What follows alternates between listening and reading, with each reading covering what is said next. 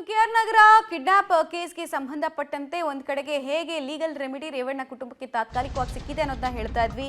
ಇನ್ನೊಂದ್ ಕಡೆಗೆ ಅತ್ಯಾಚಾರ ಸಂತ್ರಸ್ತ ಮಹಿಳೆ ಕಿಡ್ನಾಪ್ ಪ್ರಕರಣಕ್ಕೆ ಸಂಬಂಧಪಟ್ಟಂತೆ ಭವಾನಿಗೆ ಮತ್ತೆ ನೋಟಿಸ್ ಕೊಡೋದಕ್ಕೆ ಎಸ್ಐಟಿ ಅಧಿಕಾರಿಗಳು ಮುಂದಾಗಿರೋದ್ರ ಬಗ್ಗೆ ಇನ್ಫಾರ್ಮೇಶನ್ ಲಭ್ಯ ಆಗ್ತಾ ಇದೆ. ಸಂತ್ರಸ್ತೆ ಕೊಟ್ಟ ಮಾಹಿತಿ ಮೇರೆಗೆ ಎಸ್ಐಟಿ ಅಧಿಕಾರಿಗಳು ಈ ಹಿಂದೆ ಅವರಿಗೆ ಬುಲಾವ್ ಕೊಟ್ಟಿದ್ರು, ಬಟ್ ಅವರು ಬಂದಿರಲಿಲ್ಲ, ಅವರು ಅಪಿಯರ್ ಆಗಿರಲಿಲ್ಲ, ಹೆಲ್ತ್ ರೀಸನ್ ಅನ್ನೆಲ್ಲ ಕೊಟ್ಟಿದ್ರು ಅಂತ ಕೇಳ್ಪಡ್ತಾ ಇದ್ವಿ. ಕಿಡ್ನಾಪ್ ಸಂಬಂಧ ವಿಚಾರಣೆಗೆ ಹಾಜರಾಗುವಂತೆ 2 ಬಾರಿ ನೋಟಿಸ್ ಅನ್ನ ಸರ್ವ್ ಮಾಡಲಾಗಿದೆ.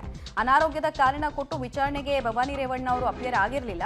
ಭವಾನಿಗೆ ಈಗ ಎಸ್ಐಟಿ 3ನೇ ನೋಟಿಸ್ ಕೊಡೋದಕ್ಕೆ ನಿರ್ಧಾರವನ್ನ ಮಾಡಿದೆ ಅನ್ನೋದು ತಿಳಿದು ಬರ್ತಾ ಇದೆ. ಇವತ್ತು ಅಪಿಯರ್ ಆಗ್ತಾರಾ ಇಲ್ವಾ, ಅಂದ್ರೆ ಈ ನೋಟಿಸ್ ಸರ್ವ್ ಆದ್ಮೇಲೆ ಅವ್ರು ಅಪಿಯರ್ ಆಗ್ತಾರಾ ಇಲ್ವಾ ಅನ್ನೋದು ಪ್ರಶ್ನೆ. ಯಾಕಂದ್ರೆ ಇಷ್ಟು ದಿನ ಈ ಕೇಸ್ ಆಗ್ತಾ ಇದ್ದ ದಿಕ್ಕು ಬೇರೆ, ಈಗ ಮಹಿಳೆ ಕೊಟ್ಟಿದ್ದಾರೆ ಎನ್ನಲಾದಂತಹ ವಿಡಿಯೋ ಎಲ್ಲ ವೈರಲ್ ಆದ್ಮೇಲೆ ಎಚ್ ಡಿ ರೇವಣ್ಣ ಅವರು ಜಾಮೀನಿನ ಮೇಲೆ ಆಚೆ ಬಂದ ಮೇಲೆ ಏನ್ ನಿರ್ಧಾರ ಆಗಿರುತ್ತೆ ಇವ್ರದ್ದು ಪ್ರಶ್ನೆ ಇದೆ.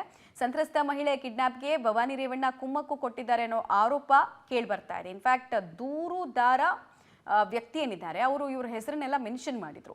ಸಂತ್ರಸ್ತೆ ಕಿಡ್ನಾಪ್ ಹಿಂದೆ ಭವಾನಿಯವರ ಪರೋಕ್ಷ ಕೈವಾಡ ಇದೆ ಅಂತ ಹೇಳಲಾಗ್ತಾ ಇದೆ. ಹೀಗಾಗಿ ಇವರ ಪಾತ್ರವನ್ನ ಸರಿಯಾಗಿ ಅರ್ಥೈಸಿಕೊಳ್ಳೋದಕ್ಕೆ ಎಸ್ಐಟಿ ಅಧಿಕಾರಿಗಳು ಇವ್ರನ್ನ ವಿಚಾರಣೆಗೆ ಬಯಸ್ತಾ ಇದ್ದಾರೆ. ಸಂತ್ರಸ್ತೆ ಕಿಡ್ನಾಪ್ ಪ್ಲಾನ್ ಮಾಡಿದ್ದೇ ಭವಾನಿ ರೇವಣ್ಣ ಅಂತೆಲ್ಲ ಹೇಳಲಾಗ್ತಾ ಇದೆ.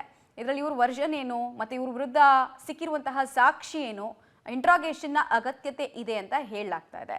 ಎಸ್ಐಟಿ ಮುಂದೆ ಹೇಳಿಕೆಯನ್ನ ಆರೋಪಿಗಳು ಕೊಟ್ಟಿದ್ದಾರೆ ಅಂತ ಕೂಡ ಹೇಳಲಾಗ್ತಾ ಇದೆ. ಅಕ್ಯೂಸ್ ನಂಬರ್ 2 ಮತ್ತೆ ಉಳಿದವರು ಯಾರ್ಯಾರು ಇದರಲ್ಲಿ ಪರೋಕ್ಷವಾಗಿ ಸಹಕರಿಸಿದ್ರು ಅಂತೆಲ್ಲ ಹೇಳಲಾಗ್ತಾ ಇದೆಯಲ್ಲ, ಸೊ ಅವರೆಲ್ಲ ಕೊಟ್ಟಿರೋ ಹೇಳಿಕೆ ಇವರಿಗೆ ಉರುಳಾಗುತ್ತಾ ಅನ್ನೋದು ಪ್ರಶ್ನೆ.